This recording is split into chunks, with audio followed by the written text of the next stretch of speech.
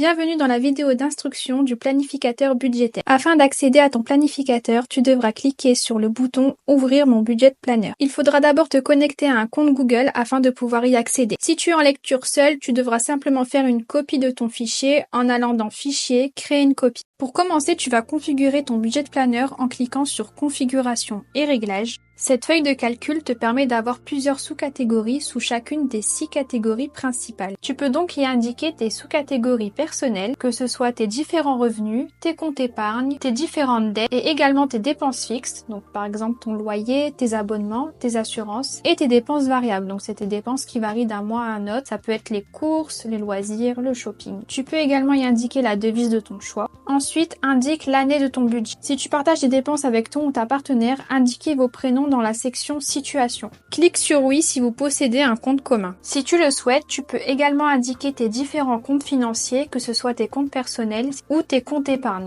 Tu peux également noter ici tous tes objectifs. Si tu as des dettes à rembourser, tu indiques le solde de la dette, donc c'est le montant qu'il te reste à rembourser. Ensuite, tu indiques le montant que tu dois rembourser tous les mois. Dans la section épargne, tu indiques ton objectif d'épargne. Ici, je souhaite épargner 5 000 € avec un solde de départ de 1 000 € et la période sur laquelle je souhaiterais épargner cette somme est du 1er janvier 2024 au 1er janvier 2025. Bien sûr, tu as le choix de faire comme tu veux. Concernant la section investissement, c'est le même principe que la section épargne. Tu indiques ton objectif, le solde de départ et la période sur laquelle tu souhaites atteindre ton objectif. Grâce aux informations que tu auras complétées dans les sections épargne, investissement et dette, les onglets suivis se mettent automatiquement à jour. Donc ici, le suivi de l'épargne, tu peux voir l'objectif, ton solde de départ, ta période, ce que tu dois épargner par mois et le montant que tu as épargné sur l'année. Ici, tu n'as absolument rien à compléter. Ça se met à jour automatiquement en fonction des informations qui seront renseignées dans ton budget. Ça te permet seulement de voir ta progression et également voir si ton objectif est réalisable ou pas. N'hésite pas à ajuster ton objectif dans l'onglet configuration si tu vois que le montant épargné par mois est beaucoup trop élevé. Le principe est exactement le même pour l'onglet suivi des investissements. Tu retrouveras exactement les mêmes informations. Pareil, tu n'as rien à compléter. Pareil pour le suivi des dettes. Tu retrouveras également la mise à jour de tes informations. Maintenant que toutes tes informations sont complétées, on peut passer au budget. On va commencer par le mois de janvier, mais évidemment, tu peux commencer par n'importe quel mois. Si tu acquiers le budget au mois d'avril, alors commence par le mois d'avril. Ces onglets t'offrent un aperçu sur toutes tes informations, que ce soit tes revenus, tes dépenses variables, tes dépenses fixes.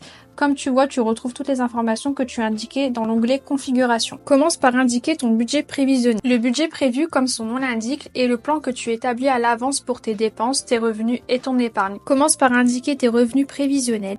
Fais la même chose pour tes dépenses variables. Tu peux également renseigner tes dépenses fixes directement dans ce tableau ou alors tu peux planifier tes prélèvements dans l'onglet planification. L'avantage ici, c'est que tu planifies tes prélèvements à l'année. Les montants qui sont indiqués ici se reportent automatiquement dans tous les onglets mensuels. On peut voir que le montant s'est bien reporté sur le mois de janvier par exemple. Ainsi, toutes tes informations se reporteront automatiquement.